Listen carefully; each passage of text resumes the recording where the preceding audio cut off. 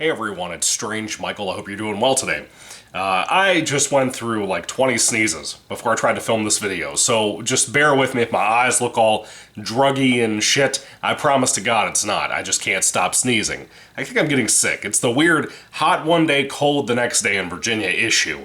Anyway, today I have a review for a movie that I just watched that I had no interest in watching at all. And it surprised me tremendously. It's a movie that I had no interest in. I had some back history in. Of course, the company and franchise I have an interest in. And that is DC League of Super Pets from 2022. It's about an hour and 45 minutes. It's co-directed by the guy who wrote the Lego Batman movie. He also co-wrote this movie. And the other co-writer for this film is the guy who also brought us things like the Lego Ninjago movie, which I fucking hate so deeply. Anyway, DC League of Super Pets, I don't have much of a connection to this property. And again, I thought it looked like a goofy Illumination kids movie, but it actually surprised the hell out of me. Now, first and foremost, I had a big obsession back in the day with the Krypto the Superdog cartoon in like the mid-2000s. I really liked that. I thought it was cute, it was fun, and this movie has kind of a remake, reboot approach to that, of following Krypto the Superdog, Superman's pet, matter of fact. And this film kind of takes the Richard Donner movie, the original one, and basically changes up the formula a little bit where when Superman is being sent to Earth on his spaceship as a baby, Krypto the puppy happens to get inside of his ship and come to Earth with him. And of course, with the sun being Superman's source of powers, it kind of has the same effect with Krypto. So Krypto has a lot of the same Superman powers, but he's a dog. And they grow up together, and Krypto considers Superman to be his best friend, and vice versa with Superman, played by John Krasinski, by the way. Krypto is played by not Chris Rock, Dwayne "The Rock" Johnson. And they have a good bond until a new lady comes in the picture named Lois Lane, played by Olivia Wilde.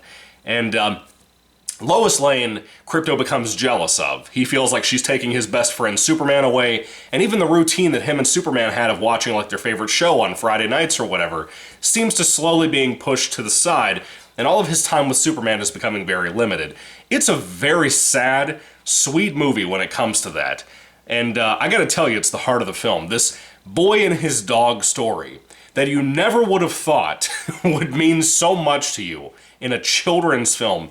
It meant the world to me here. It saved this film. It was so good. If they came out with a sequel, I would be in the theaters to go see that movie because I enjoyed this so much. The humor is fantastic. The parody and satire of old Superman stuff, mainly from, again, the Richard Donner days, even down to Superman's costume in the film, looks like the old, I think it's the animated movie, I want to say, like one of his first costumes ever in comics for that matter, with instead of a yellow and red symbol, it's black and red. Looks amazing. Looks really good for what it is. The animation looks good. Again, very much, I would say the character models are very much in kind of an Illumination style, like, you know, like a Despicable Me type of thing. I'm pretty sure it's not that company, obviously, but it looks a lot like that. The film itself has so much heart and soul in that regard, but there is a subplot in here focused around a bunch of dogs in a kennel, and one of them being played by Kevin Hart, who is Ace, the Bat Dog from the comics, if you happen to know. He's Batman's dog, the same Ace from Batman Beyond. And I love Ace, but not in here. Kevin Hart probably gives the worst performance out of everybody in the entire film, and I don't really think Ace is that well written either. These animals can't talk to the owners and humans and stuff, so they play up a lot on that about how an animal that's a bad guy could be giving a really big, hardcore speech to somebody, and then you cut to the human perspective and they just hear squeaking or barking or whatever. And that was pretty cool. I enjoyed that. But there's an evil guinea pig at the actual kennel that Kevin Hart's Ace is at. But there's other animals in there too that I absolutely loved. For example, there's a pig who's obsessed with Wonder Woman, almost in a comic book fan fashion. You know, it's kind of fun. There's a turtle in here who's an old Jewish lady. And that chick, I don't know who played the turtle, but she was hilarious. The turtle character, I forgot the name, but the turtle is the funniest shit I've seen in ages. I was laughing so hard over certain scenes. One of my favorite jokes in the film is when the turtle just randomly cusses, and they bleep it out because it's a children's film.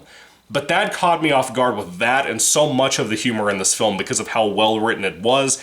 Whoever made this, the people involved, obviously, like the Lego Batman guy, they clearly know their history of DC Comics so much as a fan. And not just the movies and media, but they know the actual comics that I've loved for so long so well that the jokes in here are incredible. It just really surprised me how well all of that was and how well rounded it is by the end of the movie. Again, if they made a sequel, I would 1000% go see it in the theaters, and I had no interest in seeing this movie. When we talk about superhero fatigue, no one's looking at this kind of movie usually, even though it's a DC Comics property, and it has the big heroes from the Justice League in it, like Wonder Woman, Batman, Superman. By the way, Batman's played by Keanu Reeves. Excellent. By the way, the Green Lantern they picked in here was is it Jessica Cruz, whoever it is, the one that Ethan Van Sciver, created from Comicsgate. And I was a little surprised to see that, not John Stewart. John Stewart's like the best Green Lantern ever. Why would you pick Jessica Cruz, even though I've heard she is good, and I've heard Sciver is good, so I don't know, I haven't read it, but not John Stewart? That's really surprising. Cyborg has an afro, which is super weird. I'm not used to that character design, it's kind of ugly. The Flash is the Flash, but these different pets I really liked, and I think the film has a lot of personality based on them. You have Diego Luna in this movie, by the way, playing a very skittish, fox? Squirrel? I don't know what he's supposed to be. I think he's a squirrel. And these animals get powers at one point because of a particular rock called, it's orange kryptonite instead of green kryptonite. And that orange kryptonite can give people powers, in this case, animals powers. So that's what this film was really focused on, how these characters that are not Krypto get their powers, how they do their thing. There's an adventure aspect to it, of trying to rescue the Justice League after they're captured by somebody. And I don't want to go too far into that, but that happens. In this movie, again, the writing, the music, the references to old comic book history, all of that stuff were so surprisingly good. The animation is really good. It has a very unique style that I like, and I think it works. I think it really all around works, and in some ways I think I like this more than the Krypto cartoon I grew up with, growing up in the mid-20s, or mid-2000s, not the 20s. But you know what I mean. I was very impressed. Very, very impressed with how good this was, and I would honestly buy a copy of it for my collection because I liked it so much. Very heartfelt film, very sweet movie that just seemed like people who truly cared about making something for kids that had a heart and a soul for the parents, or for hardcore DC fans. This really pulled through on that, and it very much surprised me. Did not expect it to be that good. But anyway, DC League of Super Pets, if I had to rate this film on a 5-star basis, I think I would easily, without a doubt, give this like a 4 out of 5 stars. I was so surprised by how good this was, how enjoyable it was, and probably how rewatchable it would be. If they made a sequel, as much as I would like one, I would be surprised if they would be able to do anything really special that wouldn't feel like a rehashing of this movie. Maybe go to outer space, I don't know. I don't really know how you could approach this, but this is the team to do it. The team who made this movie are the team to do it. They clearly have amazing talent and incredible love for the fans, and that's what actually matters, because a lot of the time nowadays with DC, Warner Brothers, MCU, Disney, whatever, they don't have that. They hate the fans nowadays, so they don't want to make money, but I'm telling you, this is the kind of movie that should have made money. And I hope it did. I don't know. I didn't look into it. But I hope it did. Because this was good.